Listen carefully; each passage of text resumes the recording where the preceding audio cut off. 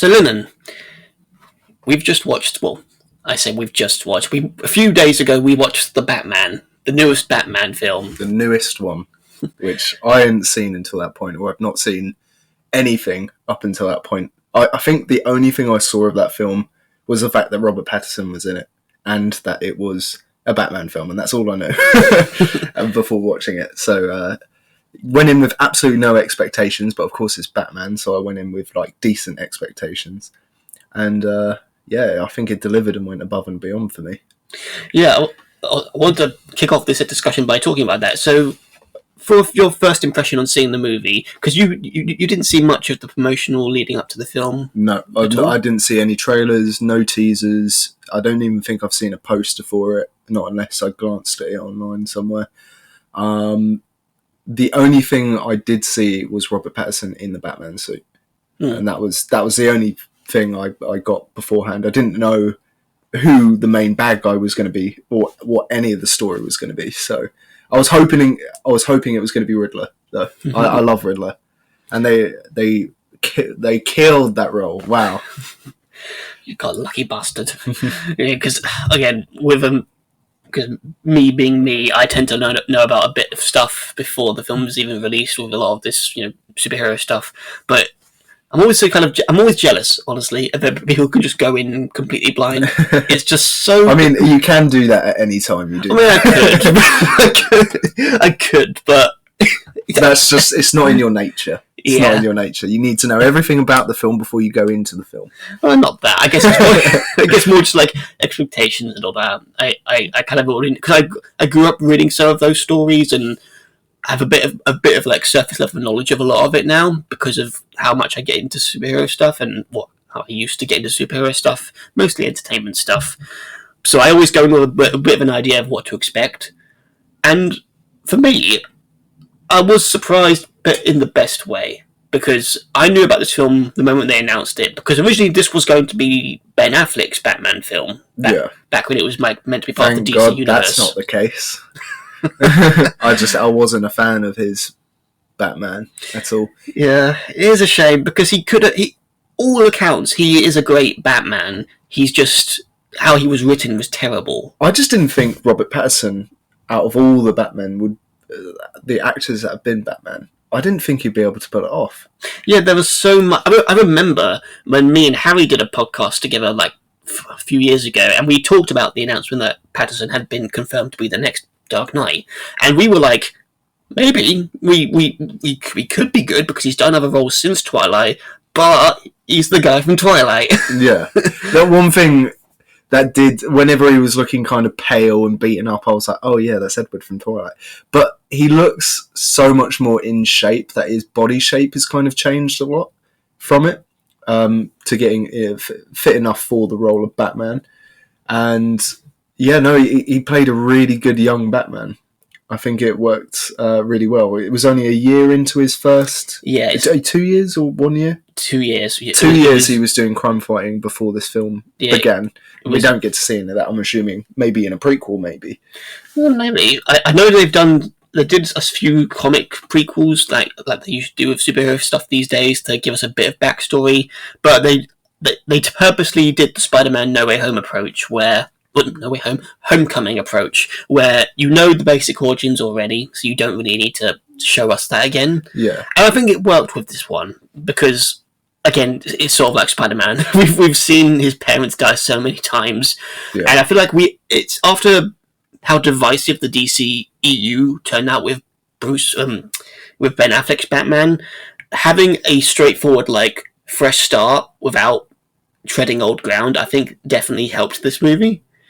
And the fact that, I mean, let's be honest here, the fact that they pulled it off so perfectly, in my honest opinion, I think it's just amazing. Because for years I've been wanting to see Batman be a detective, he felt a lot more like a detective in this film than I've seen it, from what I've seen in previous films. Like, yeah, he's good at figuring out stuff.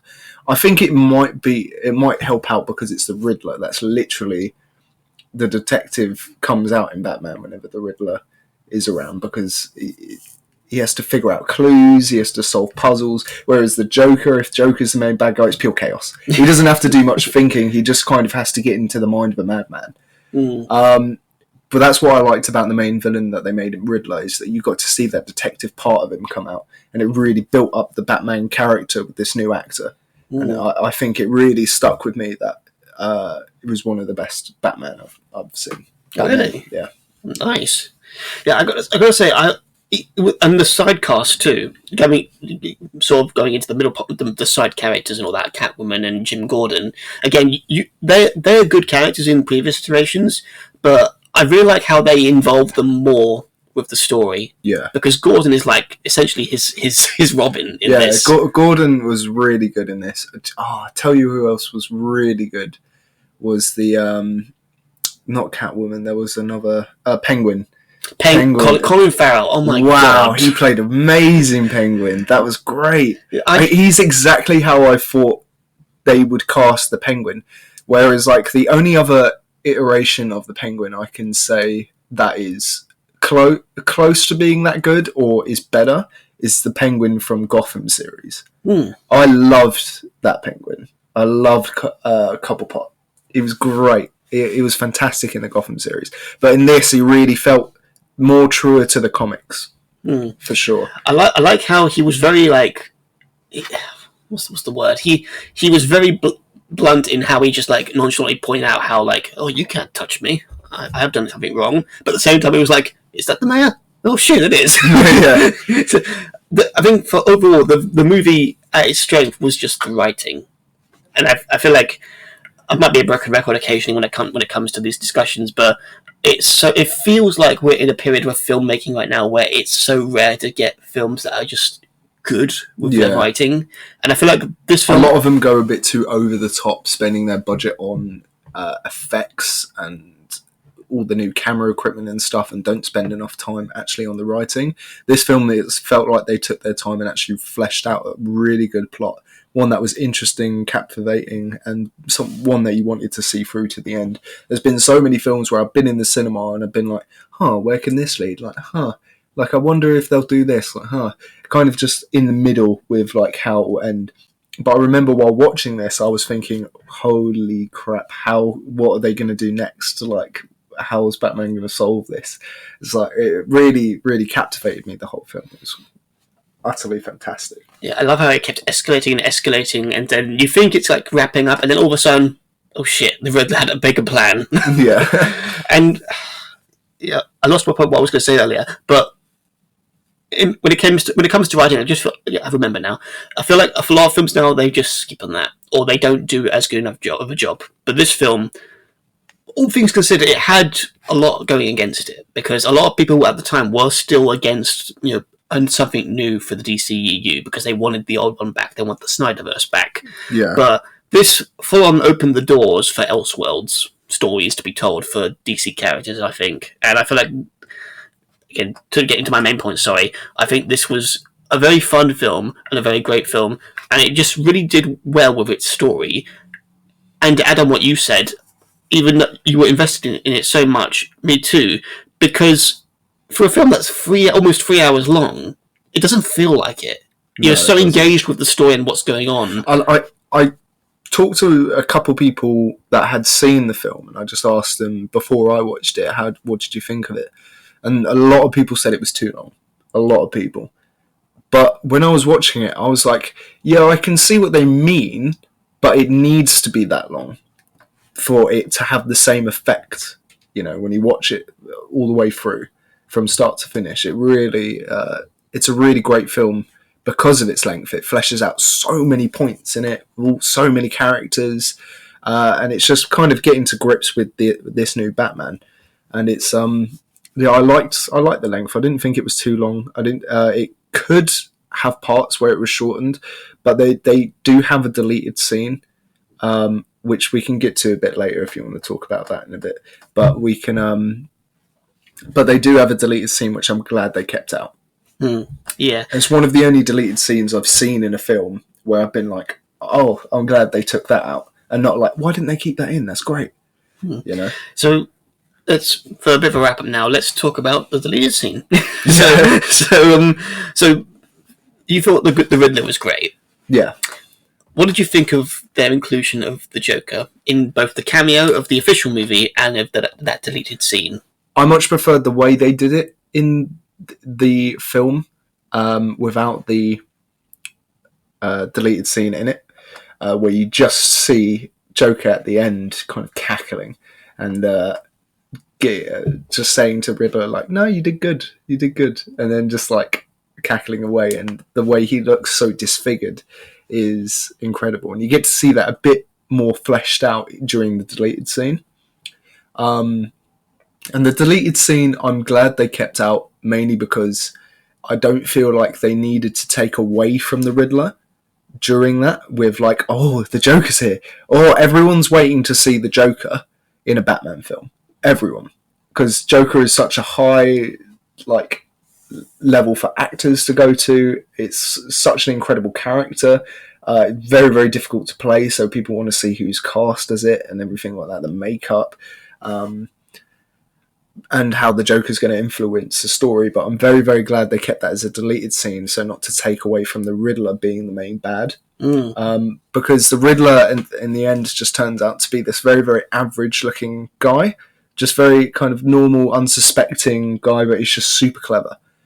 And he just sends Batman on loads of wild goose chases, and it's great. But I'm glad that they didn't include that deleted scene, just because, yeah, Joker would have absolutely taken away from Riddler's big spotlight there. Yeah, I get the intention. What likely was to show that this is a Batman who's been around the block for a while, so he has encountered proto-villains or villains of that we know of. But I'm equally glad, because when I first saw him in the movie, I didn't hate it, but I was like, oh yeah, of course they'd include the Joker, even if it is in a cameo. But after I saw that deleted scene, I realised we'd gotten the better end of the story. Oh yeah. Because it's definitely to hype you up for the next thing coming for Batman. You know, it's that was there just to be like, oh, they got the Joker. Like, he's seen him. He's there. He like, it's just a guarantee that he exists in this new film franchise. And I'm wondering how they're going to implement him later in films. I'm wondering where they're going to put him.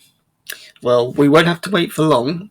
And, well, I say that, technically if you can wait 2 years. but yeah, we can now move forward to the sequel discussion portion of this episode, because they confirmed, it was confirmed back in, like, earlier this year, that the film will be coming out, the sequel will be coming out in October 2025. So, yeah. a bit of a ways away, but not too long away. Yeah, we can wait that long. And they also confirmed the title. It's going to be called The Batman Part 2. And I'm not going to lie, I'm not a fan. I don't mind it too much, the whole Part 2 thing, just because it doesn't give away too much. Like, it's not like it says The Joker's Revenge or something like that, you know? Yeah, definitely not as catchy as like previous titles like Dark Knight Rises and stuff like that. But it's not too bad. Just Part 2. Yeah, I mean, I get that they're probably trying to approach like the John Wick's approach to it of titles, where it's like part of a story, a bigger narrative. Yeah. But I kind of hope that they give it a title later on, because they might do. I don't know. I feel like Batman Dark Knight or Batman, I don't know, the Battening. Yeah, Batman : insert subtitle here. I feel like I think that would be a bit more catchy and make it stand out as opposed to Part 2. Yeah. Well, at least we know it's a sequel then and not a prequel. Yeah. So, with those parts, I'm pretty. I kind of have an idea what they might do for the next film for Part 2. So give me your.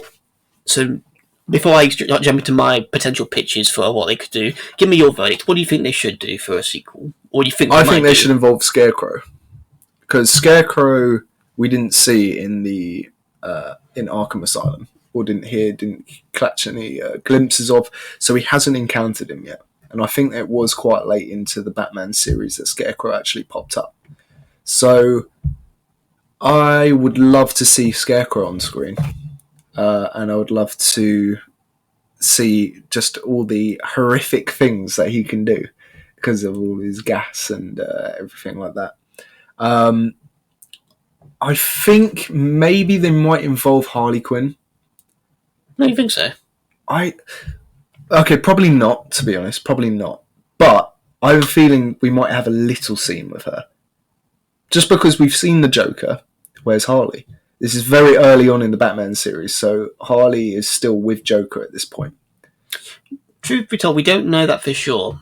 Because we also kind of have to factor in, this is sort of jumping a bit forward into the conversation, but we do have to remember that there's other DC properties coming out alongside this, and studios being studios, I'm sure they'll be very picky with what they can use in other projects, because we do know that the Joker, the movie that came out a few years ago, that's getting a sequel next year. Yeah, and that's going to feature Harley Quinn. Yeah. So I do wonder. Played by Lady Gaga. Yeah. Surprisingly, that's going to be really good. Actually, that's a good matchup for the other actor, Joaquin Phoenix. Yes, really good matchup because I don't know, they look very like from the same world kind of thing. If you can get what I mean. Yeah, I mean, she's an interesting choice, but she clearly can act from.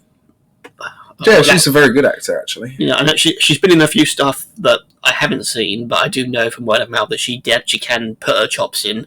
So maybe this will be her big, bigger break role for people in the entertainment industry. But from what I was saying, was that even though that's next year, it's still quite close, and I imagine DC would want to keep certain projects not overstuffed. Yeah. So we don't have 3 versions of Harley Quinn in DC entertainment. But yeah, that's true. Actually, they should probably leave out Harley Quinn. They've pretty much overdone her recently because she is a fan favorite. I think what they'll do then is they'll get Scarecrow, and maybe if they want to make this absolutely bonkers, another 3-hour venture, Scarecrow and Joker at the same time. Like Scarecrow does something to hallucinate Batman into his fear thing and accidentally open the door to let Joker out or something like that in the asylum. Ooh, that'd be interesting. So you just gave me a cool pitch there where the Scarecrow frames Batman for letting loose Arkham's inmates, including the Joker, and that basically sets the whole of Gotham against him. So it's all about Batman trying to clear his name and also stop these crazed psychopaths, including the one that's pulling the strings. Yeah.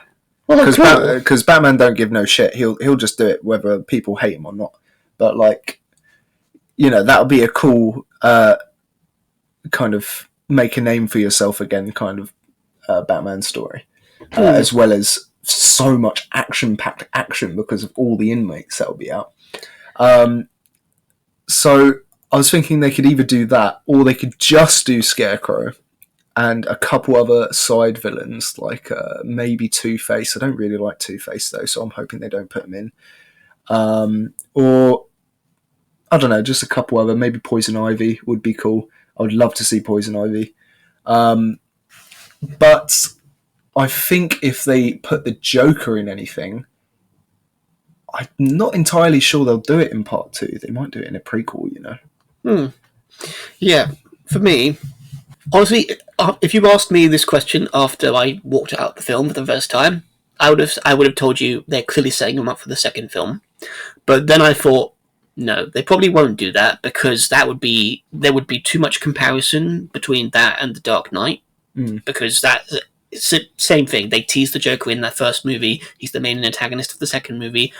And we all know that's an iconic film for not just Batman, but for DC and superheroes in entertainment. So I feel like they would definitely... The smart thing to do would be to stay to doing original villains or completely new villains we haven't seen before.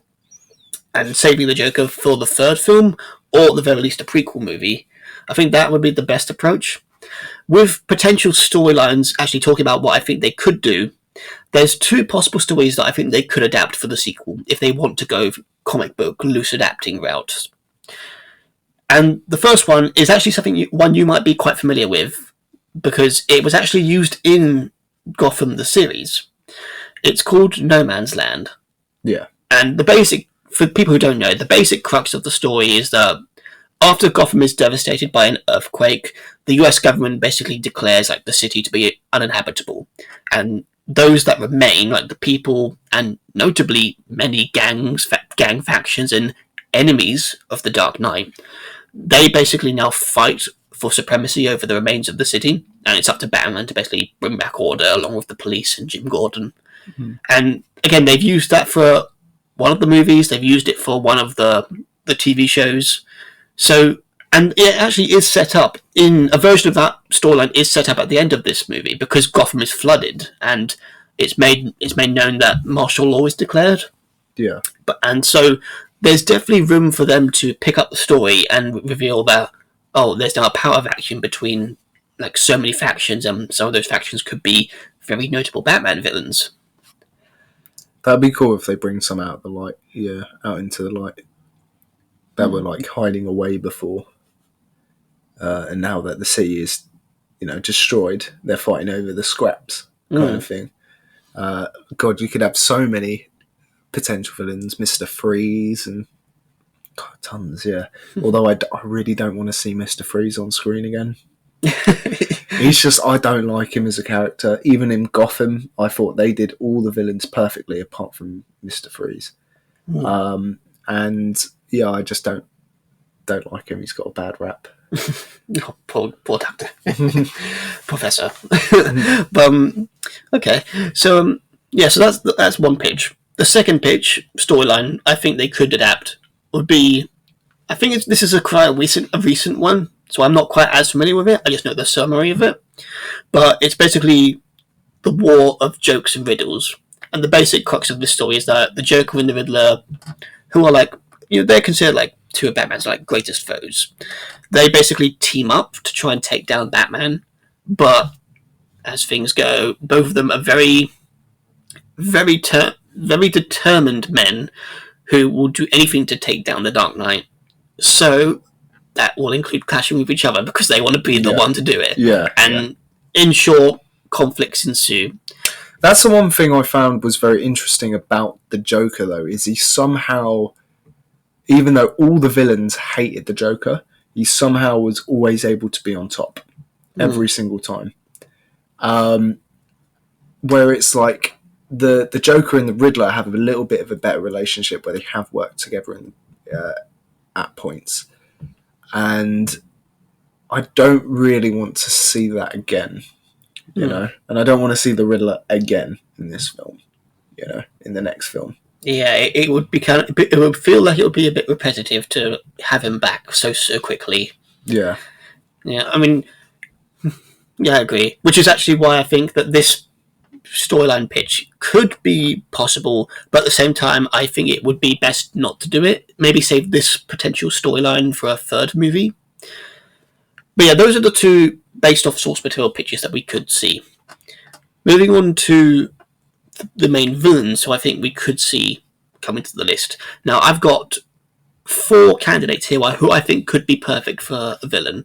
You've suggested your few, which I think it could be interesting, especially considering this is meant to be a more darker and grounded take on the Dark Knight compared to the previous versions where Zack Snyder's world, they sort of embraced the comic books where you had references to other classic villains like Bane and Ivy, and they likely would have adapted them at some point if it had been better written.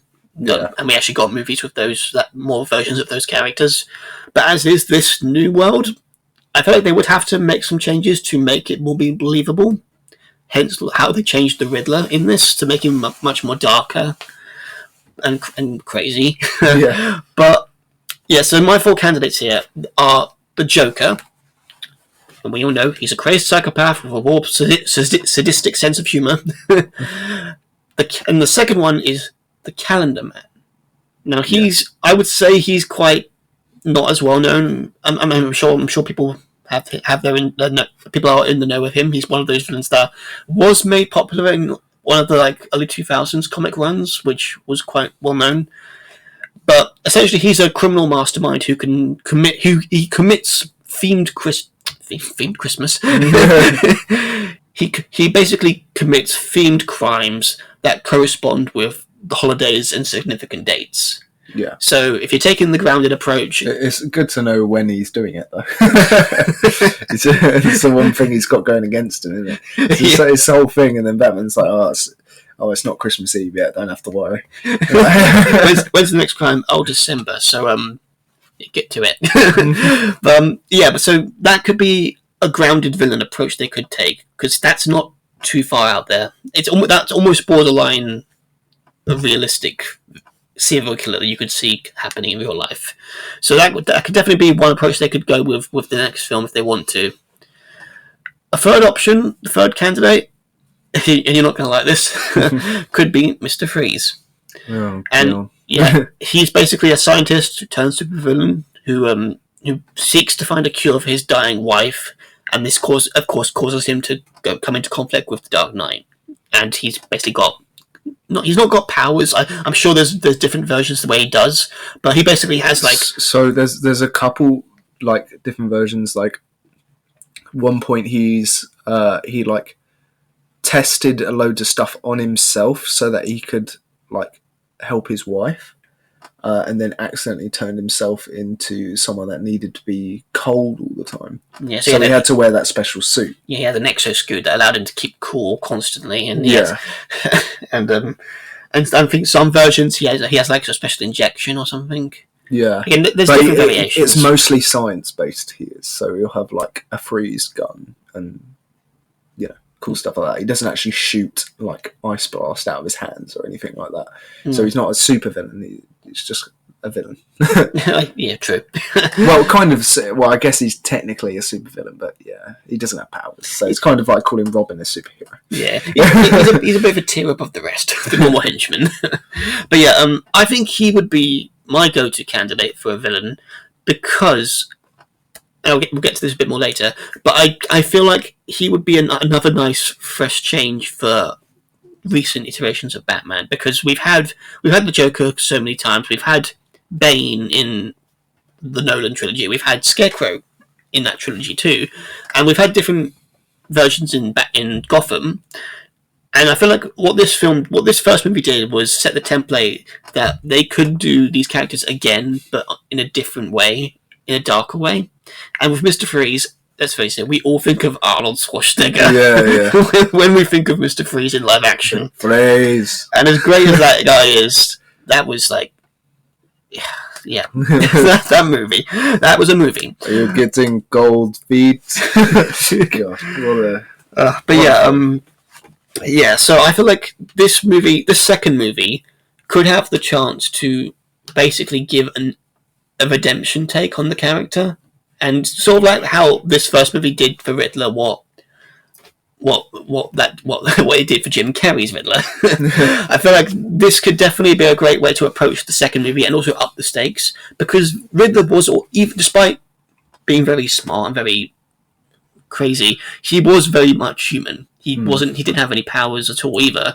So if they want to up the stakes with the next movie, what's the next step other than introduce a villain who equally doesn't have powers, but he has the next step of a threat that can actually physically hurt Batman, not mentally hurt him. Yeah, you need like a big, strong villain now, one that he can't really beat, but we've already had Bane, so there's plenty of other big, strong villains out there for Batman to fight, though. So hopefully we'll fight one of those. Also, the Riddler in... the Gotham series, I thought, was very good as well. I quite liked the Riddler in that one, as well as the Joker in that was one of my favourite versions of the Joker in the Gotham series. That Joker was the breakout guy for the show, and the Riddler, I liked that he started off as a good guy, but he was like, he clearly had his problems, but he was like working with the cops before things went crazy. He was in forensics, and he was very, very good at figuring things out. He was amazing at it, and then he turns villain. It's so cool. I loved it. I loved everything about that series. It was great. So the last potential villain candidate is a character called Hush, and you don't... Does this ring a bell at all? It doesn't, no. Interesting, because the character is indirectly mentioned in the Batman. Oh, If you remember the scene when the Riddler is bragging to the news about the dark secrets of the Wayne family, he acknowledges about a reporter who the Waynes tried to silence, and there's a brief shot of that said reporter, and it's scribbled on his face is like the words "hush." That's a nice little Easter egg. But that character is actually the father of Hush. And Hush, for context, Hush is basically that's his villain name. He has I think it's Thomas something. I apologize, I'm forgetting the name. His normal name, but essentially Thomas is basically a childhood friend of Bruce Wayne's, but he grew up with a bit of a vendetta against Bruce and the Wayne family especially, and he basically grew up to become a surgeon. And the storyline that propelled him was a storyline called Batman Hush, where basically they come into conflict, and he basically, again, if my memory serves me right, he basically pretends to be Batman or Bruce Wayne with the help of the Riddler. So, primarily focusing on the fact that this is a person who has a childhood connection to Bruce, and also, considering what was set up in the first Batman film, he has reason to hate Batman, or the Waynes at least, considering what happened to his father. I think that would also be a logical next step for them to go for a sequel. Again, if they want to keep it on the grounded side, but also up the stakes, because the Riddler, again, he had a bit of a connection to Bruce, but they weren't. It's not grew up together. We knew each other for a period kind of friendship. They were essentially like strangers. Yeah. So the sequel could up the stakes in that regard by making it about, oh, we used to be friends. I thought. How did this happen? Why did this happen? I think that could be, again, get a good writer in. I think they could definitely pull off an interesting story with that if they want to do that take on it. I like the idea that it would be a villain that's less known as well, kind of putting him in the spotlight. Yeah, because highlighting here, aside from Joker and Freeze here, out of these four, these two have not appeared on film in live action yet. So I think this is the great opportunity to do that. Yeah. That'd be cool. I would like to see either of those. So I guess in the last portion of the discussion here, is there anything you want to add for your own side of what you think they could do for the story, for the sequel, for the second movie? I don't really have a plot set out in my head, but I'm just hoping it involves a scarecrow. That's pretty much I rest my case. Cool beans. Okay, so for me, because I've got a little bit of a summary here for what I think they could do, because I'm me. So what I think they should do is basically do what I mentioned earlier, in not so many words. I think Freeze should be the main villain, because I think that's a great opportunity to do a new take on a reasonably known villain who's had a live action appearance before, but it's not been the most well received in history. And I feel like it's a great chance for them to try a different take and also do something new, because again, this is a new world with this Batman, so there's so many different ways you can take villains and how they're portrayed. The Riddler was a great example of that, and I feel like the next thing they could do would be with Freeze. I also think his personal connection with him wanting to basically save his wife would be a nice change up for the moral code and also their goals, because the Riddler, he was like full on wanting like to cause essentially chaos to basically get revenge on how society treated him. In comparison, though, Freeze is more, I'm not doing this to hurt people, I just want to find a cure for my wife. Yeah. And I feel like that could be, again, for Batman, considering he lost his family, and considering his struggle with relationships, that might be a turning point for him storyline wise, where we can see him sort of try to sympathize with Freeze and sort of try and find a common ground, at least trying to make him see what he shouldn't be doing, but they can of course clash, because again, this is Gotham we're talking about, where the corrupted of the corrupt live. So I think that could be cool. They could even implement the Scarecrow in that quite easily, because they both use like Scarecrow uses chemistry to make his fear gas, and I don't know what science fucking Mr. Freeze is doing. Probably also a bit of chemistry mixed in with some other stuff, biology, I'm sure. He could be like finding a part for the cure, and he knows what the final part is. And Batman's like, right, I'm going to help you then. And they go get it together, and they found out it's already been stolen by the Scarecrow, who is using that specific ingredient that could save his wife for his fear gas. So they could reinvent something there and kind of do a little crossover where Mr. Freeze like starts off on Batman's side, and then Batman's like, no, this stuff's too dangerous, I have to take it away from both of you. Or it could be where the Scarecrow gets Batman with something, and then Batman kills his wife by accident. Well, that would be dark, but that would be quite something. But Batman doesn't kill, so it like they would have to figure out something where like he shuts down the machine by accident that was keeping his wife like semi-alive. Yeah, indirectly kill her. Wait, is his wife on life support? Is that right? Yeah, she has a disease that is slowly killing her, so he puts her on ice. Yeah, so he puts her on ice. Yeah, that was it. So I'm thinking they could do maybe a crossover there then. Yeah, I feel like that would be the best way approach, and also change it up too. Again, considering how I feel like when this movie starts happening, there's going to be inevitable comparisons with The Dark Knight. But if they want to change it up in with the narrative, but also make it work, I think that what they could do is have two villains be part of the story, and have Freeze be the main villain, have Scarecrow be the secondary villain, but have basically, as you said, be it where there's almost like a role reversal at the end, where it's like he's the one who's like causing the most damage, and it's up to those two to work together or try and sort out the differences through their conflict to basically stop Scarecrow. Yeah, because like you said, Mr. Freeze is a good one because he's not just a straight up villain. He's like doing villainous acts in order for a good that he sees, which is to save his wife.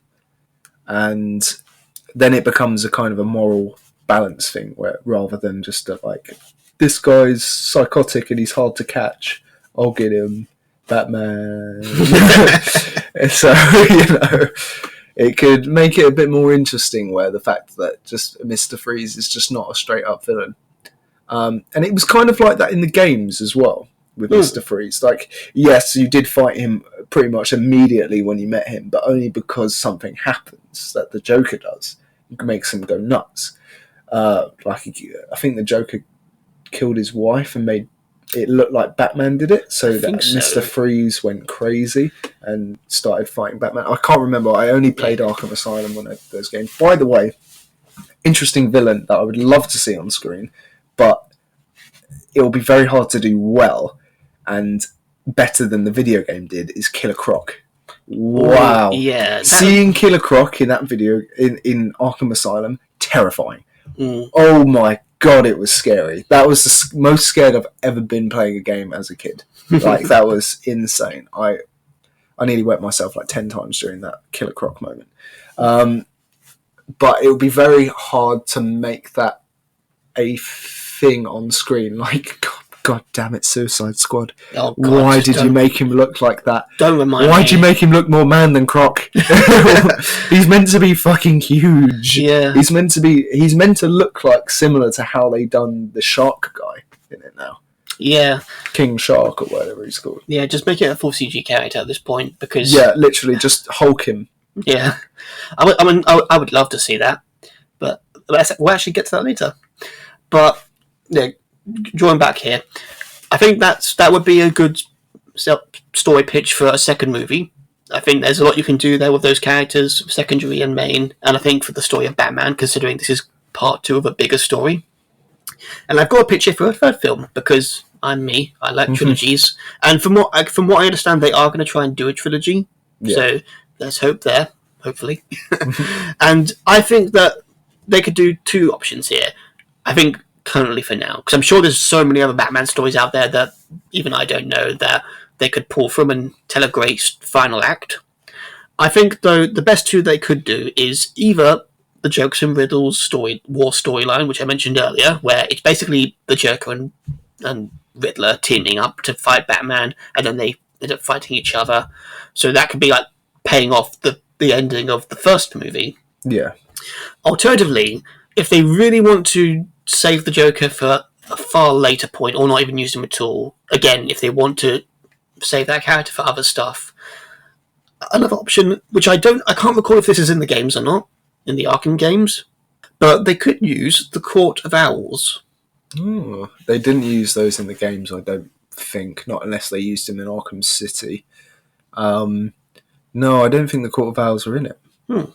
Well, for context of who they are, they're essentially a criminal organisation and secret society that they've existed since like the founding days of Gotham. They could have Ra's al Ghul then.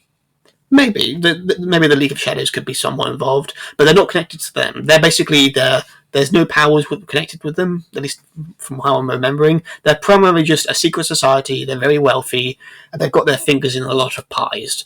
But they're basically the threat to them is that they have vast influence throughout Gotham and through the wealthiest of people there, and they are also known for their henchmen. They're basically a highly trained group of assassins called Talons, and usually in stories involving the court, Batman is always fighting them because they are able to go toe to toe with the Dark Knight. So if they want to sort of conclude this corrupt Gotham storyline, which again, because they set up in this first movie that Gotham is basically suffering, and maybe they can do multiple things like that, where it's just like the Court of Owls is the side storyline, and then turns out to be the main plotline, and then the side villain as well causing Batman troubles. Yeah, maybe they can intertwine the Joker and the Riddler and the court storyline together. But yeah, I feel like those two organizations, those two villains options, I think could work for a hypothetical third and final film. And yeah, there's I think as a final wrap up, I feel like that would be the best way to do this trilogy overall. I feel like we need to somewhat stick to the grounded approach because I think it works so well with this first movie. Yeah. But at the same time, don't be afraid to dip your toe into some of the more crazy organizations or the crazy characters that we have in your roster. Because, again, I would love to see a new take on Mr. Freeze. Equally, I would love to see Batman go up against the Court of Owls and see how that storyline is tackled in live action on the film side. Equally so, I wouldn't put all my chips in it, but I would love to see how they approach this new Joker story. Maybe in the second or third film he'll get a Robin as well. Maybe. I actually considered that maybe they would save that for like the third movie or maybe a second trilogy, because if you remember in the first Batman, there's a kid that we briefly focus on this gang with white face paint, and you see one kid member of their gang, he's got half his face painted. Yeah. Remember that? Yeah. A lot of people theorized at the time that could be a young Robin, like a proto-Robin. And funnily enough, the actor who played that kid, he actually went on to play, I think it was Tim Drake, a version of Robin, in the Titans TV show. That's interesting. Yes, I think they actually been poked fun at that, saying, "Shit, guys, this wasn't intentional." But yeah, if that's something they want to revisit and they want to take their version of Batman into the Bat family approach, they could do that. But again, it also I think does depend on how DC want to do, everything moving forward, because they also announced they're doing a separate Batman film. I think it's called The Brave and the Bold. And it's going to be about Batman training his son. Balding. No, it's going to be about Batman training his son, Damian Wayne, who is Robin as well. Who does he turn into again? Nightwing. No, that's Damian turns into Red Hood. No, Dick Grayson becomes Nightwing. Yeah. Tim Drake. Yeah, I think it's Tim Drake. He becomes Red Hood, and Damian Wayne is basically Batman's son with Talia al Ghul, and he basically just becomes Robin.